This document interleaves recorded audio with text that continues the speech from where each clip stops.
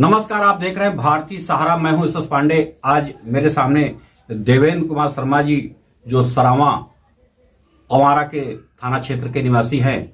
आइए आपसे बात करते हैं कि क्या समस्याएं आपकी है। शर्मा जी। जी सर। सामने देखिए, दर्शक देख रहे हैं, क्या समस्याएं आपकी है? समस्याएं सर यही है कि हम लोग 3 भाई थे। हाँ, तो उसमें एक अपना सारी जमीन उमीन मकान बेच के चले गए हैं। जमीन तो दूसरों को दे दिए हैं, मकान हम 2 भाइयों को दिए हैं, मनोज शर्मा और देवेंद्र शर्मा को। हाँ, अब मनोज शर्मा जबरदस्ती जो है हमारे गैरेज पे कब्जा कर रहे हैं, जिसमें हमारा भी आधा है। हाँ, उसको आधा में न्याय नहीं मिल रहा है। दरोगा जी यशो साहब पवारा के पास गए उन्होंने, और यशो पवारा से अपना जो कुछ भी हुआ नहीं, यशो पवारा के पास आप बता रहे हैं गए। यशो पवारा के पास जाने के बाद क्या आपको न्याय नहीं मिला? नहीं, न्याय हमको कुछ नहीं मिला है। यशो साहब हमारे बच्चे को भी बैठा लिए, बोले अपने पिताजी को बुलाओ। हाँ, नहीं तो तुम्हारे ऊपर गुंडा एक्ट लगाकर तुमको वो कर देंगे। हाँ, तो क्या इसको लेकर के आप अपने यहाँ के कुछ जो जनप्रतिनिधि होते हैं, नेता लोग होते हैं, क्या किसी के पास आप गए थे? जी हाँ, माननीय सांसद बीपी सरोज जी के पास हम गए थे। वहां जाने के बाद उन्होंने भी यशो पवारा को फोन किया, लेकिन उन्होंने कोई कार्रवाई नहीं की। सांसद बीपी सरोज के कहने के बावजूद भी थानाध्यक्ष पवारा कोई फोन नहीं किए, कोई मतलब कोई कार्रवाई नहीं किया?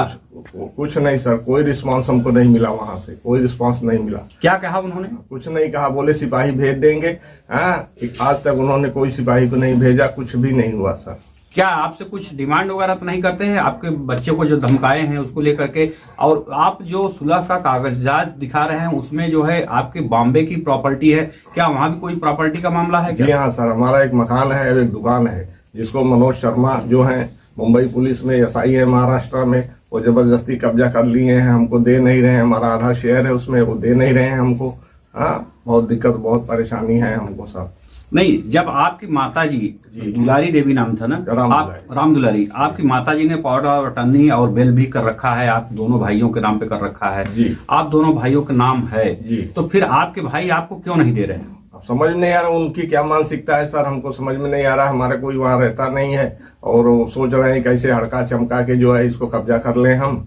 हाँ, अब आप क्या चाहते हैं? हम चाहते हैं मुझे न्याय मिले सर, मेरा आधा हक मुझे मिले, यहाँ गांव में भी मुझे आधा हक मिले, और बम्बई में भी मुझे। बॉम्बे में कहाँ है, किस जगह पे? बम्बई में वसई में है, वसई डिस्ट्रिक्ट थाना।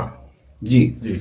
तो जब आपके पास आपका नाम है, आपके भाई का नाम है, दोनों भाई आधे आधे के हकदार हैं, तो फिर आपको यहाँ से लेके बॉम्बे तक हिस्सा क्यों नहीं मिल पा रहा है? क्या इसका कोई मामला कोई अदालत वगैरह में तो नहीं है? नहीं, कोई अदालत में नहीं है सर। घर का मामला जो है, घर का मामला दीवानी में चल रहा है सर, घर का मामला। उसके बावजूद भी यशो साहब ने जबरदस्ती उनसे पैसा वैसा खाकर जो है हमारे बच्चे को भी टॉर्चर किया, हमारे बच्चे को भी थाने में बैठा के रखा। बोला पिताजी को बुलाओ, पिताजी को बुलाओ।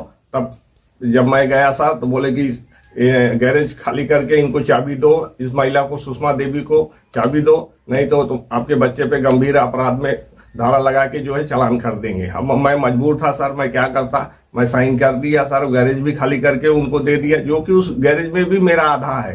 हाँ, लेकिन उन्होंने आधे का कोई परवाह नहीं की, उनको पूरा उनको दिलवा कर और उनको सामान वामान रखवा कर उनका उसमें ताला वाला भी लगवा दिया।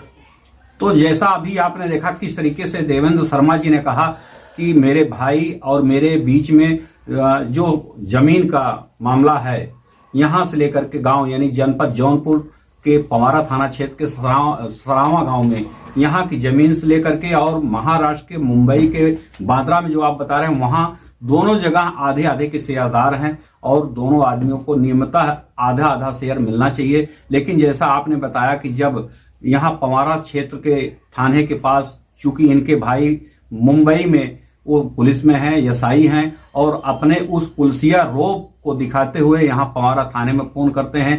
पवारा थाने की पुलिस जो है वहां पर जा करके, इनके गांव जा करके इनको, इनके बेटे से गैरेज खाली करवाया, जबरन कि आप साइन कर दीजिए, अन्यथा आपको हम गुंडा एक्ट लगा करके आपको जेल भेज देंगे। जैसा कभी आपने देखा देवेंद्र शर्मा जी ने कहा, कि भारतीय सहारा नहीं करा, देवेंद्र शर्मा जी ने आरोप लगाया कि ऐसा थानाध्यक्ष की तरफ से ये आया, पुलिस ने कहा कि आप जो है साइन करिए, अन्यथा आपके बच्चे को गुंडा एक्ट में लगा के जेल भेज देंगे।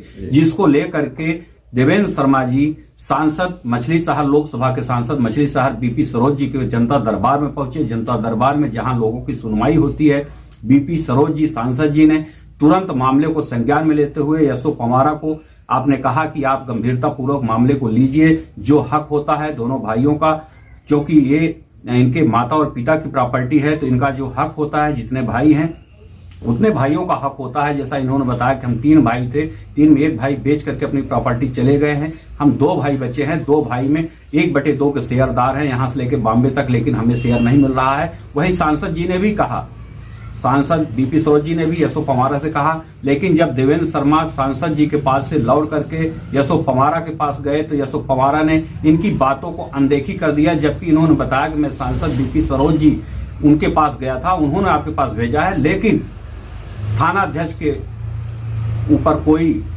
देखा जाए तो जूर रेंगने वाला बात अगर कहा जाए तो नहीं है, उन्होंने अनदेखी कर दिया।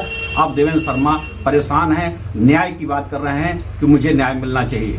देखना यह है कि क्या पवारा पुलिस या सांसद बीपी सरोज इनको न्याय दिलाने में समर्थ हो पाते हैं या तो नहीं हो पाते हैं।